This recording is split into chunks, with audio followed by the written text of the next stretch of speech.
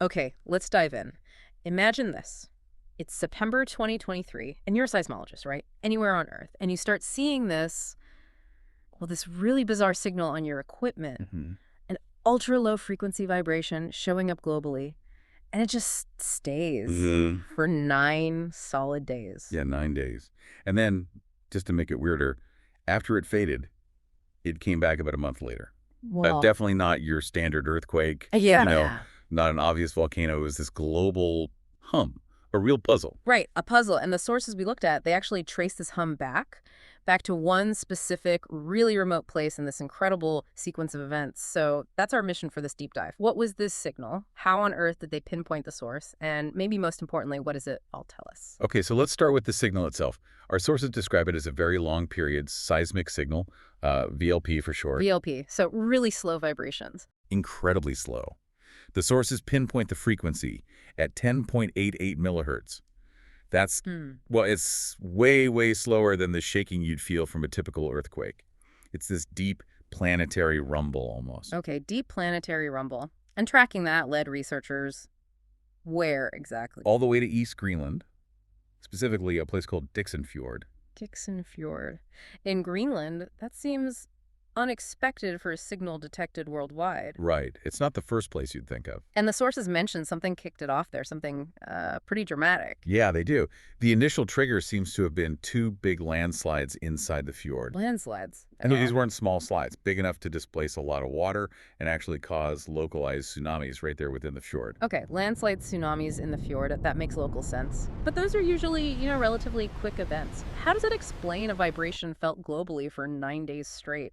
Ah, that's the crucial bit. According to the sources, the landslides and tsunamis, they were like striking a bell. They set things in motion.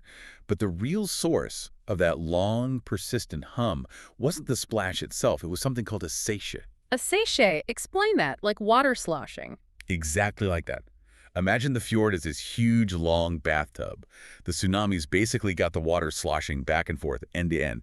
This standing wave, the seiche, just kept going, resonating. So wait, the rhythmic sloshing back and forth of this huge amount of water Yeah. in one remote fjord, that motion itself created a seismic wave strong enough to travel through the Earth That's what the evidence points to. and be picked up by instruments all over the planet. That's kind Right. of mind-blowing. It is pretty amazing. How did they confirm it? How did they know it was that specific seiche causing the global hum? Right, because correlation isn't always causation. But here, the sources say they used satellite data.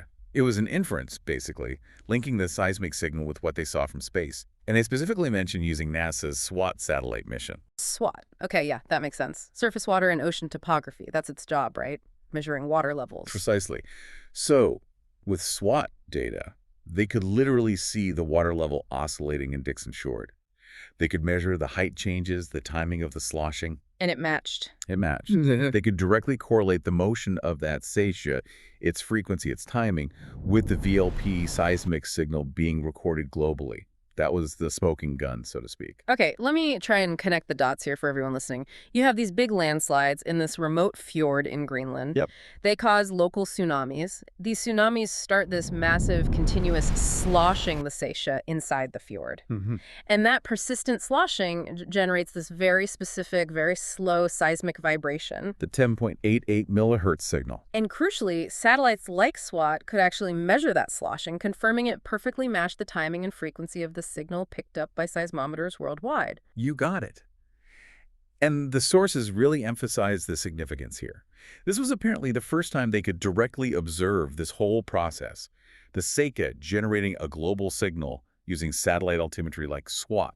So it gave them new, direct proof. Exactly. New insights into this link between what happens with water on the surface, even in remote places, and seismic signals felt across the entire planet. It sort of connects surface water dynamics and deep earth vibrations in a new way. Wow. Okay. So wrapping up this deep dive then. Okay. We followed this weird global hum all the way back to Dickson Fjord in Greenland. Quite the journey. Yeah. Uncovered this chain reaction, landslides, tsunamis, this persistent seiche, and then the satellite confirmation nailing it down. From a quiet fjord to a planetary pulse. It really makes you think, doesn't it? Like, why is this story so intriguing for you listening? Does hearing about this change how you view things happening in far-off places?